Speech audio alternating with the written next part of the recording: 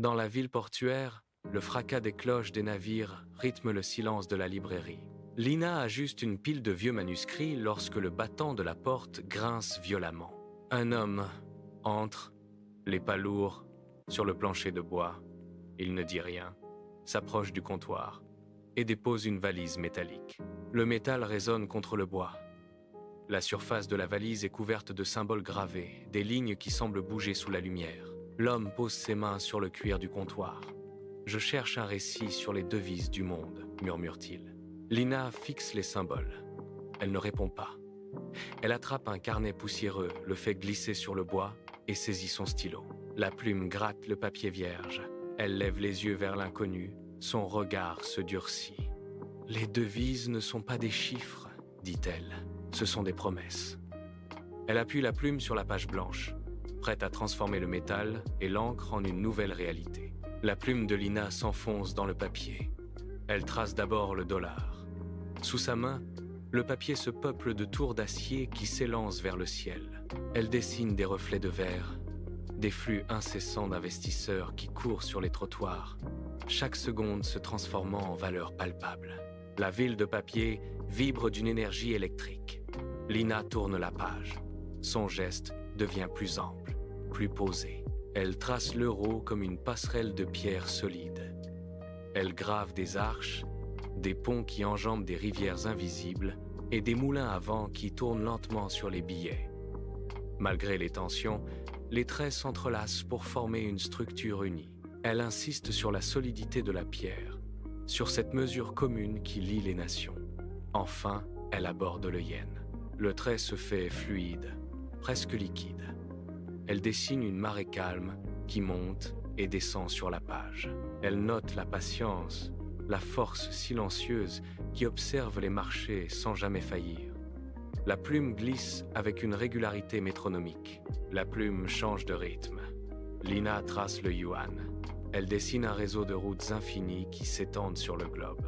Elle fait apparaître des mains qui se serrent, une conversation lente qui traverse les siècles, reliant les continents par des fils de soie. Soudain, le geste de Lina s'accélère. La plume gratte le papier avec une urgence nouvelle. Elle plonge dans les mémoires oubliées. Elle invente le peso qui rebondit violemment après le passage d'une tempête. Les lignes se brisent puis se rejoignent. Elle trace le rouble, cherchant désespérément sa place dans un paysage qui se dérobe sous ses pieds, une lutte constante pour maintenir l'équilibre. Elle écrit la roupie. Chaque trait est une cicatrice, une leçon apprise dans le fracas des crises financières. Chaque billet devient un oiseau aux ailes fragiles, battant désespérément pour s'élever au-dessus du chaos. Lina ne s'arrête plus. La plume s'agite, créant une tempête de signes sur la page blanche, une urgence narrative qui transforme chaque devise en un acte de résistance pure. Lina change de cadence. Sa plume ne gratte plus le papier. Elle semble flotter. Elle écrit sur les crypto-monnaies. Elle trace des blocs, des chaînes invisibles qui s'étirent sans fin à travers le vide. Elle dessine des flux immatériels, des règles cryptées qui murmurent dans le silence des claviers.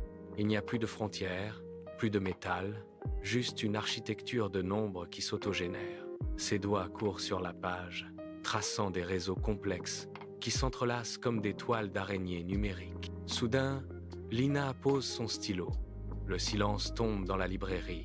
Elle lève les yeux vers le comptoir. L'homme n'est plus là. L'espace qu'il occupait est vide.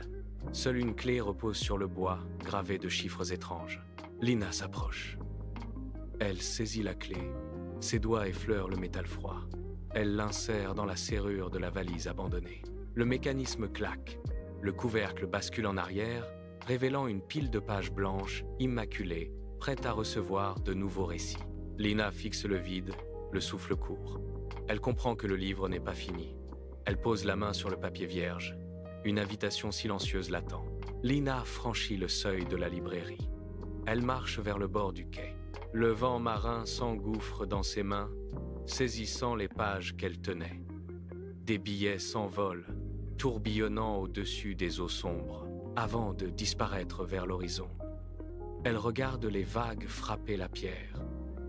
Le mouvement de la mer répond au flux des échanges qu'elle vient de décrire. Elle réalise alors que chaque pièce, chaque chiffre n'est qu'une langue, Une manière pour les hommes, séparés par les continents, de lier leurs rêves à travers l'immensité. Elle ferme les yeux, sentant le sel sur son visage. Le silence du port n'est plus une absence, mais une promesse. Lina se tient debout, immobile, face à l'infini qui s'ouvre devant elle.